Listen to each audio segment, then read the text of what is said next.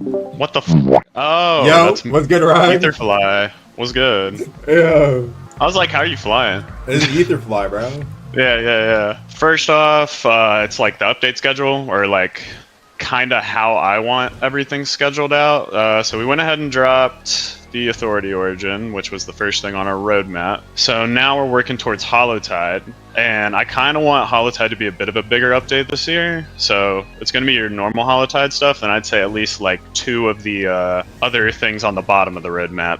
So definitely want to get Iron Vow out by Holotide.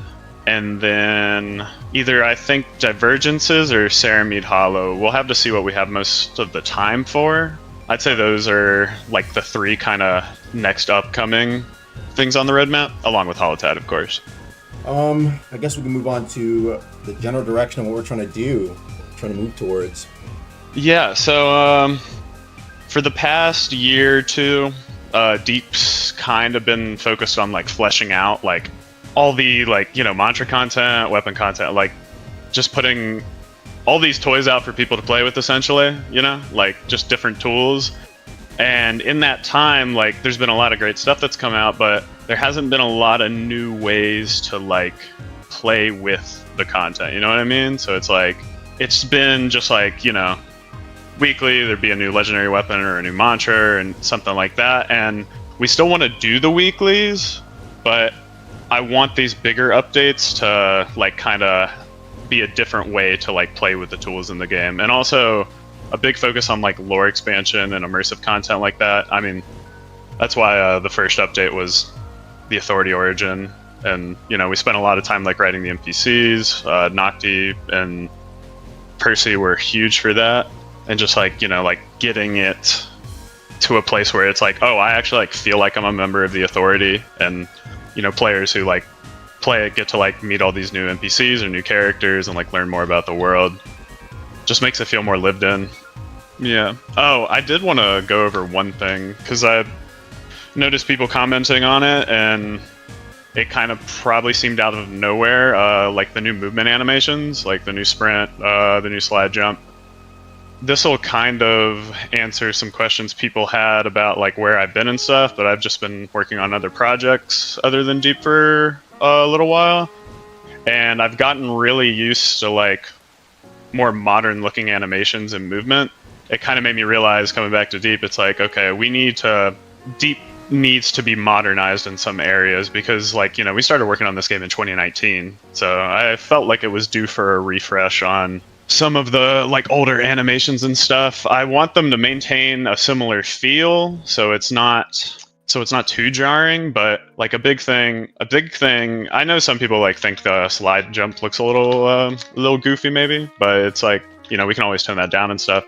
But normal jump doesn't give you that animation, and the whole point is like I wanted people to feel more immersed when they're moving around the game. So it's like, oh, I have momentum when I'm sliding, so it's like, oh, it makes sense that my character would react differently.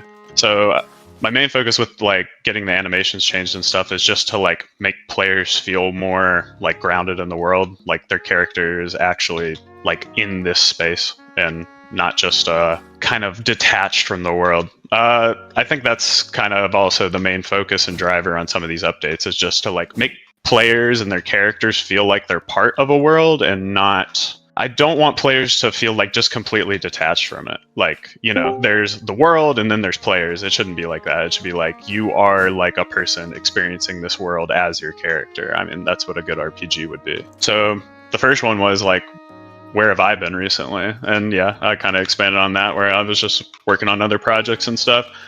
I think the last time I was working on Deep was with like Conquest and stuff, and I didn't really feel it's what Deep needed, and also I felt like it was really hard to get fun. We were trying to like, I'm all for game modes. Like Battle Royale, I think is a fantastic game mode. It's like a different way to like play with the stuff that already exists. I think it's cool, but yeah, trying to do a MOBA just wasn't really working how we wanted it to. Like I never felt like it was very fun. So that's kind of why it never came out. And I would say that like update overall is not coming.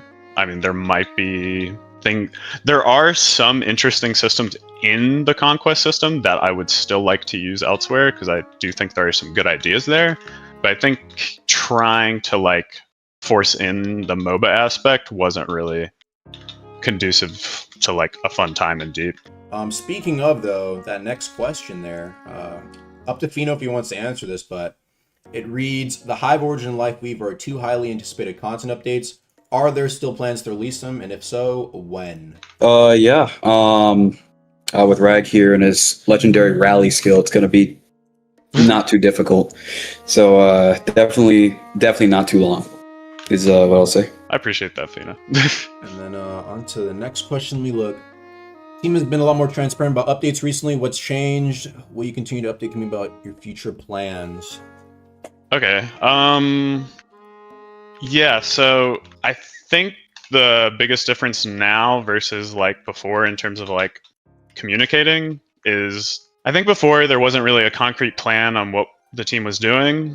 Like, there wasn't a roadmap because like there wasn't any, well, I mean, there were talks of like big updates in the works, but there was no like concrete goal of like everything that we wanted to get done. And, you know, it was kind of just like, oh, there's Ceramide being worked on, and the PvP Luminant. It's just like players knew these individual updates existed, but not so much like where they fit into the grander scope of things or like the general timeline of updates.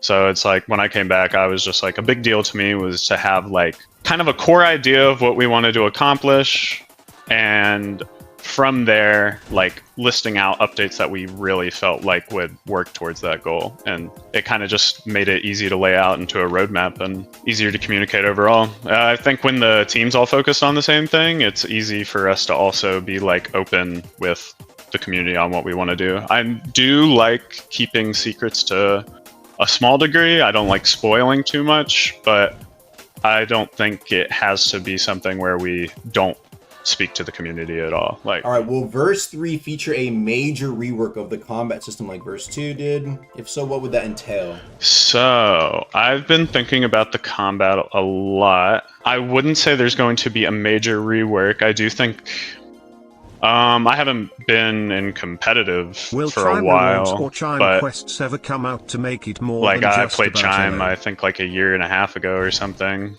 and I played it a lot, and overall kind of enjoyed my time outside of like some unbalanced like metas and stuff. But things that I'd change about the combat, I mean, I think most people can agree that basic feints are borderline useless. I mean, mantra feints are obviously incredible. Feints are like the, you have that is how you feint. That is how exactly. you feint in this game. You're not feinting your M1s. You don't.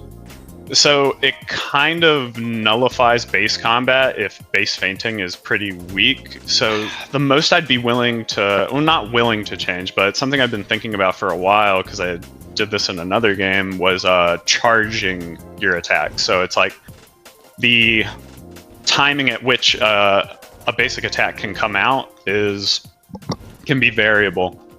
And obviously you can still react to the swing, but it's like, you can kind of mind game the opponent more, I think, when you're able to like delay your attacks, or like, you know, you're still threatening an attack, and like kind of taking that space. But when you're able to charge it, it's like you can swing instantly like you always did, or you can, you know, charge it up and release it at a different time, or charge it to max and maybe has different effects. That's kind of what I've been thinking in terms of like any changes I'd make to core combat, because base feinting it's either going to be insanely strong or it's going to be very bad. I think it's kind of a hard balance to strike. Brotherhood on top, and I feel that shout charging your light attacks is ultimately going to be like a healthier way of implementing quote-unquote feints to your base combat. Not that feints need to be removed or something. It's just that I think they're kind of underwhelming, and they don't really provide much incentive to be used. But I don't foresee a rework in terms of like, you know, we added like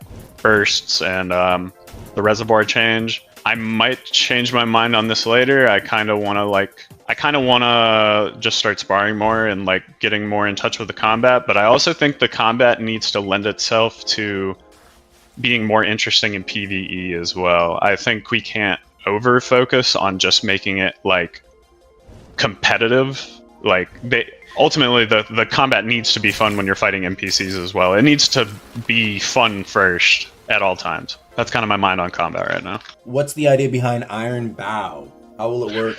What impact do you think it'll have on the game? Iron Bow. Okay, so I'm really excited for Iron Bow. I know a lot of the community isn't really sure what it entails aside from quote-unquote hardcore Deepwoken.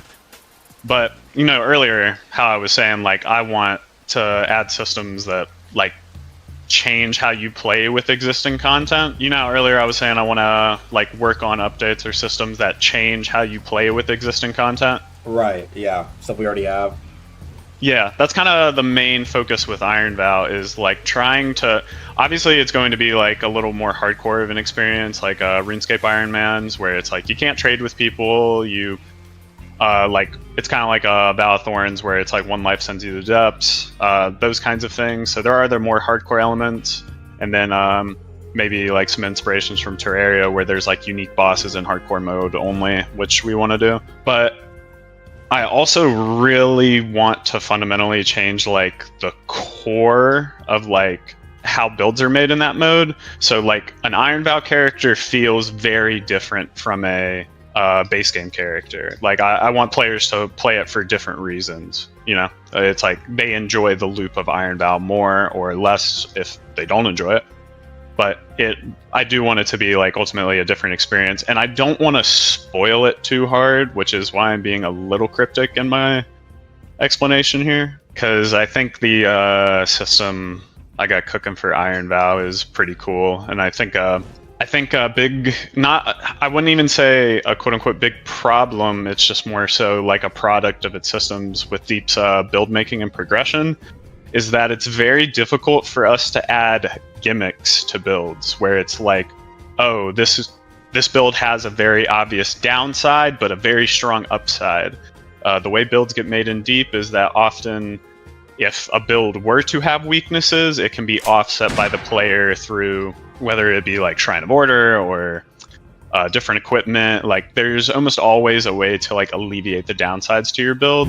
There's no like, oh, this build is like super strong up close, but it can't hit you at range. You know, there's no trade-off. So that's something I'm really focused on with the Iron Vow progression, is like making it so there can be gimmicks and there can be like major ups and downsides, because I think that ultimately lends itself to like more fun like gameplay and combat, when it's like, oh, I know my build has these weaknesses, but I'm really good in another area. So I'm either like really strong, like high damage, but I have low HP, you know, like a glass cannon, or I'm really tanky and I can like support my team, but I can't really DPS somebody out super fast, like a tank, you know, those kinds of things. I'd say that's the main thing I'm excited about for Iron Vow, is going to be like the variety in actual characters. Next question, what are divergences and what are the ideas behind them? For example, what is their planned scope, how will they be obtained, etc.? Divergences, okay. Divergences are, it's kind of like a broad term, but let me start out by saying in Deep, I know there's probably some people watching that played Rogue Lineage, and I know they remember things like Tomeless, Vampire, unlockable races like Construct, Cameo. You know, these were things that really fundamentally changed your gameplay. Like, and they were like cool parts of the world. It's like, oh, you pick up a Bloodthorn, you become a vampire, you can infect people and turn them into vampires. You know, it's like you can't go in the sun. I think that's something Deep has like missed out on. We don't have anything like vampirism, for example, or I mean, you can't really have Tomeless when everybody's essentially Tomeless, but just like these core abilities or like race changes that like really change your progression. But Divergences also encompasses like, you know, like racial progression. We don't have any like interesting like evolutions to races. I think I wish we could show it, but there was like a mock-up idea of like the Vesperian progression that Natoons drew up with like mandibles under the mask. It looks super cool. I mean, I think it'd be super sick to like, you know, feel like you can kind of ascend your character's aspects and stuff. Yeah, because I feel like people get really attached to like whatever race they like to play. Usually, in Deep, it's mostly for the visual aspect. So if we can just improve on that too, I think that's awesome. I mean, there could even be like better racial abilities for like each evolution. I'd be curious what the community thinks on that, but I don't know. I think it could be really cool. It could also help differentiate builds a little even more. And that's also, you know, the thing with Divergences, like I was saying with Vampire, it's like things like that, or some kind of equivalent in Deep, or like Deep's own idea, I think would be really nice. And I think it would add a lot to the world. It would feel like, you know, there's these like unique abilities or like forms you can take in the world because of like the setting we're in. Right. I think that would go a long way. Or like it's like also like kind of tapped in with like the lore, for example. Like I think it'd be really cool for like Curseds to kind of have like their lore evolution be tapped in with something you do at Lullaby Isles, for example, right? Like that's where you like kind of evolve. Yeah, like, I think exactly. More stuff in tune like that will and it gives us opportunities to like add places that like make sense for those individual aspects. Right. Speaking of adding places, this is this actually? Oh, it's the next question. Perfect. Nice. Yeah. The central Luminant. So I am happy to say I did think of a way that we can do Central Luminant, and I would really like to do it. However, it's not in the current, like, I would say current game plan. The major focus right now for me and the whole team is like that roadmap, because like these are ideas we're really excited about. We know we can like get these done. We kind of have them. I wouldn't say like fully set in stone. There's still like ideas to play around with on some of them and like improve on. But with the progress we're making on these ideas, I do see it being possible for us to do the Central Luminant. Yeah, I think for a while. Honestly, I'm just really excited by like expanding the world, and I think adding a Central Luminant would go a long way in expanding the world and making it a lot more interesting. Because like the only problem with the Eastern Luminant, the Etrian Luminant, and like the Eastern conflict in general, right, is we hear about all these like cool places like the Citadel at Markor, which is like, you know, the divers like university and also like base of operations, like their headquarters. It's like we hear about this place and it's like I'm sure people want to see it or go there. I mean, like hell, like that's been one of the places I've wanted to get in the game most since it was like a base plate. So, and that place is in the Central Authority, so that would be that'd be a dream come true to me. I think it's also just been like the biggest ask of like most of the community since like the game's release, like a new Luminant. So yeah, I definitely see it being a possibility. However, I just want to say for now, the main focus is on that verse 3 roadmap. I guess on to the next question was also a big one. It's the team's vision for Layer 3. Would it be open world or would it be like a dungeon like Layer 2? So I don't want to spoil too much, like in terms of like all the design ideas we have for it, but it's layout. The layout was actually the reason Layer 3 was even like quote unquote approved, right? Is because we were like, oh wait, here's an idea that actually works. So when it's just one big open world like Skyphosia or Layer 1, I don't know, it lends itself to feeling pretty empty, I feel like. However, the exploration aspect is there, right? It's like I can go around this whole open world and explore. And it's when it's more instance, like Layer 2, it can kind of feel like you're not interacting with anybody. It feels empty in a different way, where it's like, instead of the map is too big and you don't run into anyone, it's like, oh, I'm only here with the people I brought. And I can't run into anybody, which is its own problem. I think with Layer 3, the kind of layout we're going for is sort of imagine, I feel like I need to like have a visual like to show the chat, but imagine you have these kind of overworld, or not overworld, these open server kind of areas like Celtor and, you know, Layer 1, but you travel to them through instance zones. So if you had, I'm about to like draw a little like Paint.net. Yeah, I'm done. Yeah, I'm about to open that Paint.net real quick. So it's like starting zone,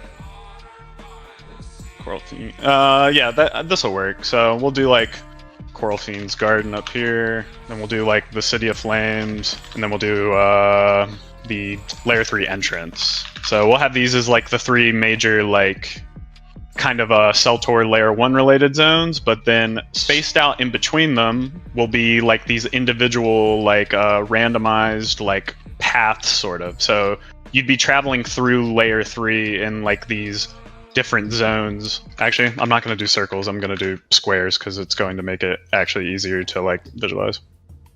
Right, and an important thing to know about like these kind of like cities you can go to, like these like open world areas, that like, you know, they're, like I said, they're like the traditional, like you can pick a server and like go in between, like, you know, join your friend. But like once you're like in those like kind of randomized areas traveling in between, like you're on your own with your squad. Like you definitely gotta be keep your head up, you know what I mean? Yeah. Definitely want an element of danger in Layer 3 that I don't think really exists in Layer 2. Dude, I am not going to do it justice with this. Not in the slightest. But this will work for now. Almost done, 1 second. Okay, here, I'll send you this picture. Maybe you look at it before you even show the stream and just see if it even makes sense. Sure. But the idea would be like, you know, you travel out from these like individual locations into these like smaller instance locations, and they could be like, they're meant to kind of like be like travel between the big zones, but the small ones are instanced, and you can end up going the wrong way. You could accidentally loop back to the entrance if you don't know where you're going. But every time one of these squares is next to each other, it's like that would be, you could exit that side and you'll go into that next zone. So that's kind of how it all plays together, or that's the idea at least. So like that's kind of the layout we'd want to go for. Yeah, for like each of these like individual squares, like there would be like an entrance, and then like there'd be like 2 exits that like kind of separate to like, you know, like the next square forward, right? But yeah, and there would also be like, you know, like I said, the randomized bits. So maybe we can even have like some randomized exits, for example, like a randomized exit that can spawn and that can like take you like straight to a city, but it's like rare, for example, right? Yeah, 100%. Yeah, just like events like that and things that can happen like while you're in the zones, I think would be a huge part of it. But I think this would like make the layout a lot more interesting, because it's like you actually get the sense of exploration. It's like, I mean, maybe the first few times you go through, you like don't even make it very far, and you just have to like go back. But then you randomly happen like upon like, and even though the individual zones are like randomized, the path would be the same, at least on how to get to these big spots.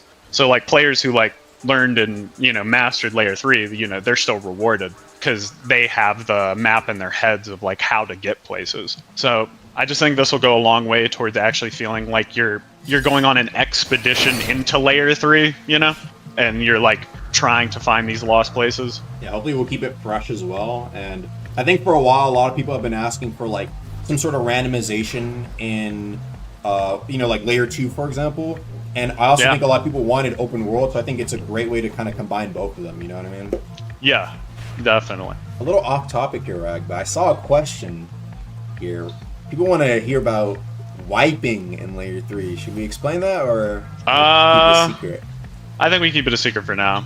Sure thing. And on to the next question then. Let's see, where are we at? Can we expect a greater focus on fleshing out the game's lore and progressing its narrative going forward? Okay, so that's 2 questions, or it has 2 separate answers at least. In terms of fleshing out the lore, I'd say that's an extremely important factor in terms of like the core game design philosophy right now, which is making things feel more immersive. So the more the lore feels attached to the world and players are interacting with it, it's going to add to that immersion. So you're going to see a lot more interest in like, or not a lot more interest, you're going to see a lot more care go into like NPCs that get written, any books we add, you know, or even in the environmental designs, like trying to like make the world like visually make sense due to like how certain factions have like interacted with it, just like visual storytelling in that way. And as for like progressing the narrative, that kind of ties into the central Luminant idea. If I feel like if we're going to let players go to the central Luminant, we have to progress the, you know, the Eastern conflict, what's going on with the Authority and Etria right now.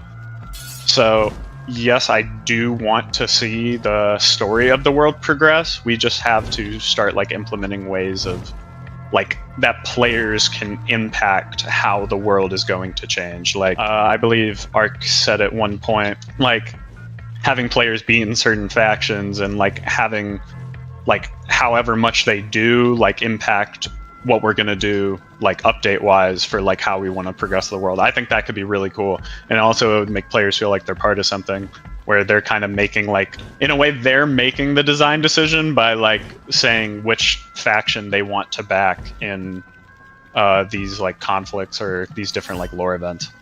So I do see the conflict, or like the world conflicts progressing. Yes, the next question. What is the ship modules update going to be? Will it fundamentally change or improve sailing in Deepwoken? I wish Ark was here for that one, because that's gonna be his baby. His stuff, yeah. But I will say that sailing, unfortunately, has definitely been a pain point with the game, and it's a major point to me that it gets improved, because the game's on the ocean, like that's a big part of the game, so the sailing does need to be engaging. Like, I don't have a ton to say on it right now in terms of like exactly what is going to be done, but just to know that it is like at least a focus for me. Like, I want sailing to be really good in this game. Just right now, it's about finding like the correct ways to make it work and make it more fun for the community to engage with. I actually think that also ties kind of into the next question here, talking about, we've talked or teased about a Void Sea exploration and Void Tower updates. Are they still planned?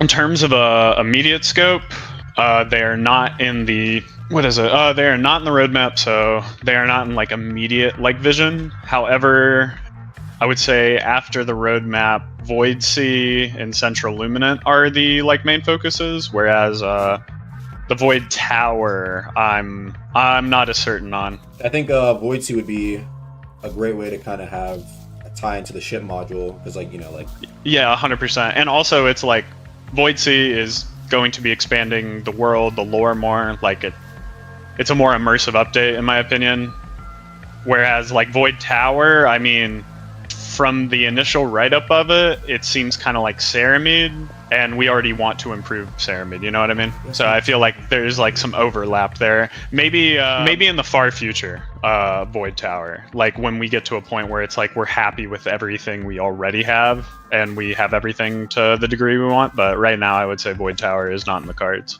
Yeah, we got a lot on the plate already. Void Sea, however, is definitely something I want to dig into at some point. And final question here, does the team have any plans for the game after verse 3 yet? Well, after verse 3, I mean, there's no roadmap yet. I mean, because we're still working on our current one, but I imagine the next roadmap that comes out after the current one would include Central Luminant on it. So I would say post verse 3, Central Luminant is going to be more of the grand focus.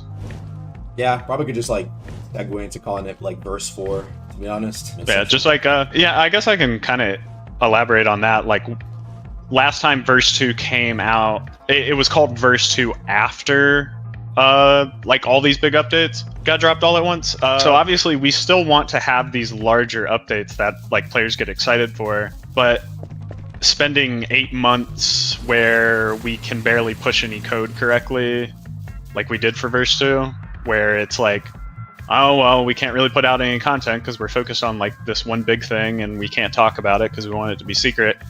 I thought it might be a lot smarter to like do verse 3 kind of as like an ongoing change to the game. So it's like, it's kind of the same scope as verse 2, but it's like we're delivering it like chunks at a time instead of all at once. And by extension, that means like the updates we can kind of package together and like have be like fun set experiences on their own, like the Authority Origin, like we can get those out to players immediately, or as soon as possible. Would the team ever consider doing larger updates every 2 weeks or once a month instead of updating the game through weeklies? Why were weeklies chosen as the core update cycle? So I think players could have already kind of seen with the way we're approaching verse 3 is that we kind of are moving to like, I wouldn't call it monthly. It is like, it's not on a set schedule where it's like, oh, every month there's going to be this big update, but it is kind of this thing where it's like, oh, okay, this this thing on the roadmap is up next, and we can kind of assume that's going to come within a decently quick, like a 1 to 2 month time frame, so they can like expect that to follow up. That doesn't mean we'll do away with weeklies on like a bug fix or patch basis. There will still be weeklies where there is content in them, like the last one with Natoons' weapon. There'll still be elements of that where it's like every week you'll see a patch come out where it's like bug fixes, maybe some small content here and there, like things people have worked on in the meantime. But they will be kind of working towards these like more planned out larger updates, like Authority Origin, or with this month it's going to be Hollow Tide and Iron Vow. Are there any plans to rework old areas of the game, such as Ministration Layer 1? Are there any plans to rework old areas? Okay. So like, kind of like how we did with Merit in a way, like or I guess Arisia adding new life there. Arisia also got some nice touch-ups. Yeah, I would say it's on I won't call it as needed, but like when we have an idea like Authority Origin, for example, where it's like we really want to flesh out this faction and we want to make it like super cool. I think that's when we make the decision. It's like, well, if we want to make like the Authority Origin feel really cool, like I remember when we were first talking about it, we were like, there needs to be like a town attached to Merit that, like the soldiers can go hang out in, because that kind of like makes sense. It's like a military town where the soldiers on their off time get to go down and like relax and go to the tavern and things like that. So I would say area reworks are like an update by update basis, and we kind of like go in and design it and decide like, oh, this area really needs a touch up because it like fits the vision. But I wouldn't say we're going to just like rework every old area just because it's older. How does the team feel about the current state of the game's PvP and PvE balance, huh?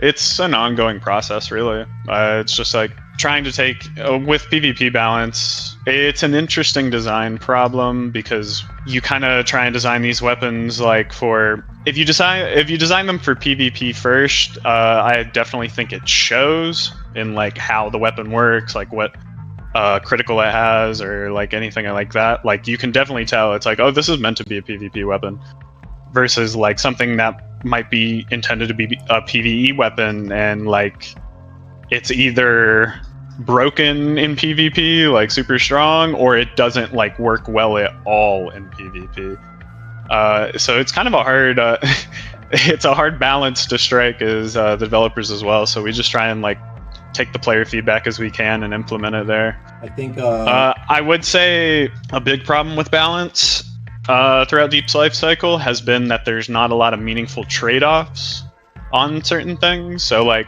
let's say like a clips kick, for example. It's this unblockable, high damage, high wind-up move, right? And like that's, in my mind, that's what a good trade-off would be. Maybe not a clips kick per se, but it's like, okay, this move has clear upsides, clear downsides, and that's what allows it to do so much damage. Or in the case of like the opposite, maybe a very fast move that does no damage, but it interrupts people.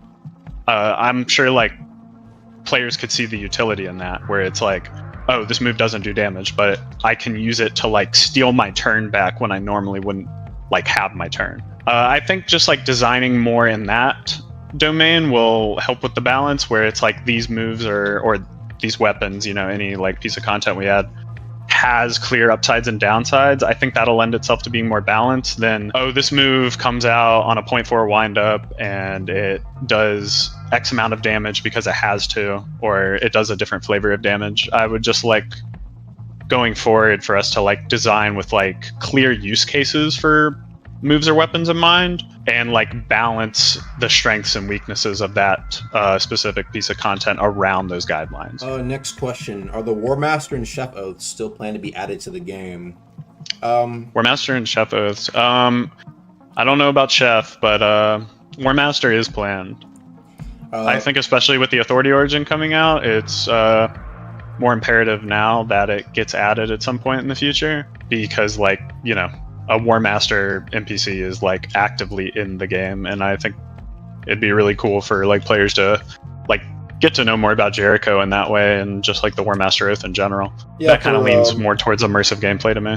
For Chef Oath, that's something I'll be doing. Like, I'm already working on it right now, like as we speak. Oh, okay. So don't worry about it, chat. I know, like, people are like, no, I'm working. Like, I was actually looking for a few different ideas, and I think I got it down for what I want to do for Chef Oath. So yeah. But if you guys have any suggestions for, like, things you might want to see, I'm always, open to looking for, like, maybe like 1 or 2 more ideas for Chef Oath. Anywho, are we gonna see any new world events added to the game?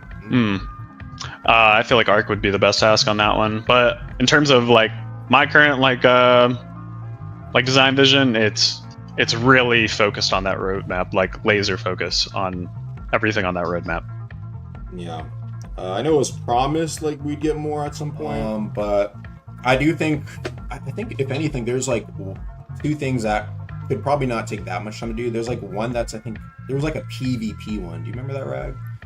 It was like the volcanoes and shit that popped up. Oh, I think I read that right up, yeah. Yeah, and then there's also like Etris Raid, which I also think probably could be put on the list, since like we want to probably give away for the Authority to win, right?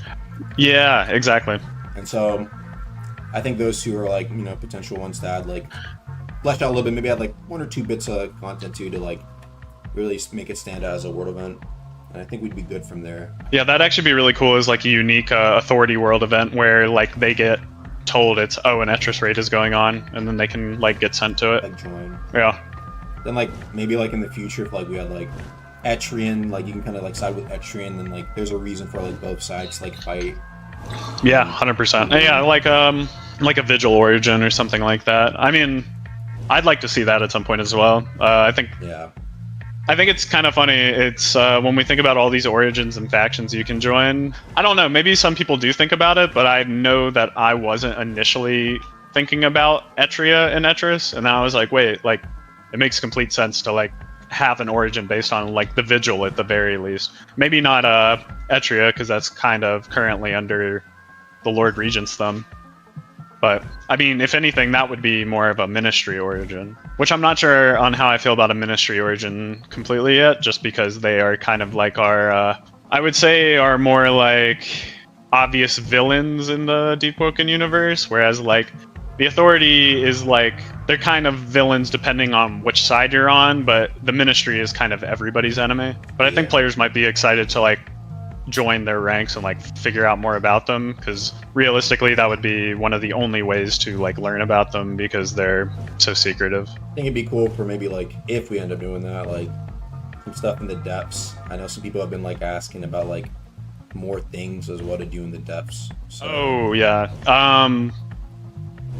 I would definitely like to see the depths more fleshed out. In the original vision of the game, it was kind of meant to be this thing where if you got sent from the overworld to the depths, you would go to the depths and come back stronger if you escaped. And that was always kind of like the plan with that. It didn't really kind of translate into the final product of the game, but I would still like to see it be a part of the game. It's still like in my mind is like the original vision and something I would like to see actually worked in. I guess we got the next question here. Will we see any new mounts in the game? Ooh, mounts. Right. Well, I'm Limebeard's here, so... Lime? Hey, feel free to talk. Yes, sir. I'd love some new mounts. There you Maybe go. like a 40 mount. I do think expanding on that just a little bit, for like the idea of like central, I think it was like brought up like mounts could be like the method for like transportation, which would be kind of cool to see. Yep. Somebody said lionfish mount in chat. What do you guys think of that? It'd be sick to like right That's over right. depths. Like water mount or like depths. Multiple mob reworks have been teased in the past. Lionfish, Jellyfish, Kaido. Are they still planned, and when can players expect them to drop? The ones that have been teased, I do expect them to still come out. Though, when can players expect them?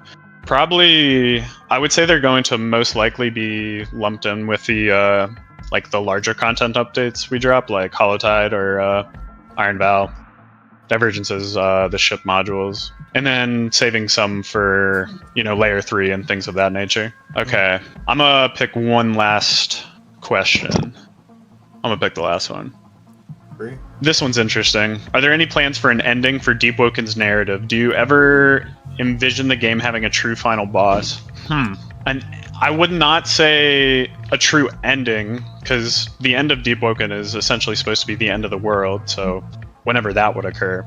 But in terms of like the narrative itself, I would see it moving forward in big ways. Like if we ever add a Lord Regent boss fight, winning that should have it should have a huge impact on the world, and like either like that would be the setup to send you to Central Luminant or something to that degree, or just like having a huge overarching impact on the like the current Luminants and like the NPCs responding to it, like the world changing based on that. Like I do want to see quote unquote final endgame bosses as like narrative elements, you know, that really like change the story in the world. Yeah.